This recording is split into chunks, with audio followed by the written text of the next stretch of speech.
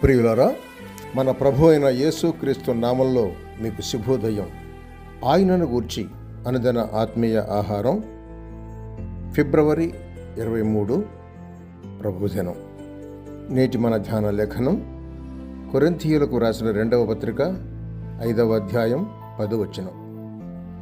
తాను జరిగించిన క్రియల చొప్పున అవి మంచివైనను సరే చెడ్డవైనను సరే దేహముతో జరిగించిన వాటి ఫలమును ప్రతివాడును పొందినట్లు మనమందరము క్రీస్తు న్యాయపీఠం ఎదుట ప్రత్యక్షము కావలెను. వ్యాఖ్యాన అంశం ఆయన న్యాయపీఠము, మొదటి భాగం. వ్యాఖ్యాన అంశం ఆయన న్యాయపీఠము, మొదటి భాగం. వ్యాఖ్యానం: ప్రభు అయిన యేసుక్రీస్తు కల్వరిలో పరిసమాప్తం చేసిన పుణ్యకార్యమందు విశ్వసించిన వరమై కృపచేతనే రక్షింపబడి ఉన్నామని, అది మన స్వంత క్రియల వలన కలిగినది కాదని, అందుచేత ఎవడనూ అతిశయింపకూడదని ఆయన కృపను గూర్చిన జ్ఞానము గల వారికందరికీ తెలుసు.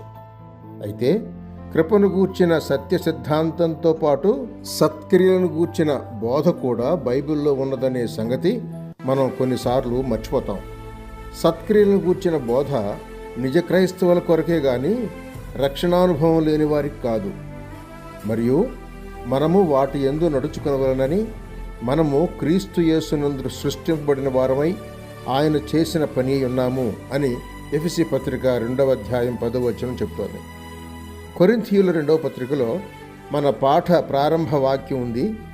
ఆ పత్రిక ప్రభు అయిన యేసుక్రీస్తునందు విశ్వాసులైన వారికి, అనగా దేవుని సంఘానికి, అకయ అన్నంతటను ఉన్న విశ్వాసులందరికీ వ్రాయబడిన పత్రిక. 1:1 చూడండి.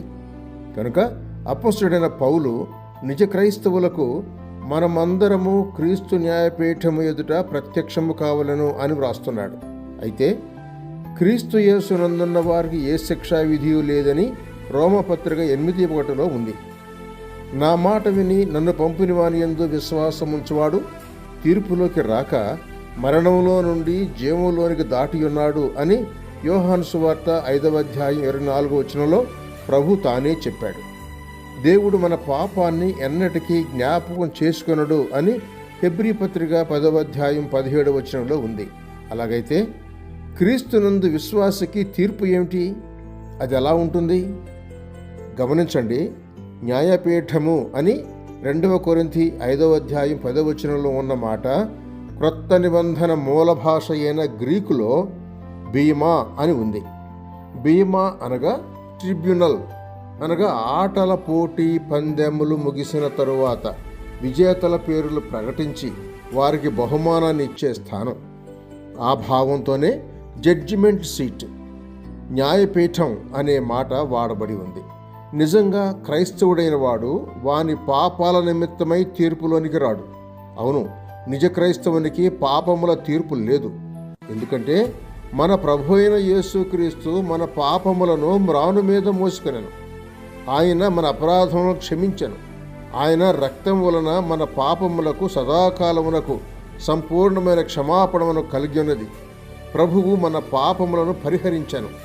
ఆయన ఇప్పుడు పరలోకంలో దేవుని సింహాసనం యొక్క కుడి పార్శ్వమున మన ఆదరణకర్తగా, అనగా అడ్వకేట్గా ఉన్నాడు.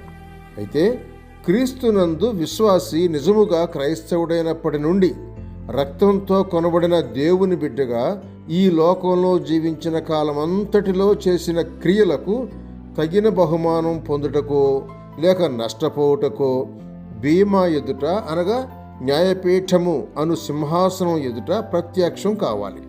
అందుచేతనే మన పాఠ వాక్యానికి ముందుగా, కావున దేహమందున్నను దేహము విడిచినను ఆయనకు, అనగా క్రీస్తుకు ఇష్టలమై ఉండవలెను అని మిగుల ఆసక్తితో అపేక్షించుచున్నాము అని ఉంది. 2వ భాగం వచ్చే వారం. సహోదరుడు ఎం. డేవిడ్సన్. శుభములతో వందనాలు.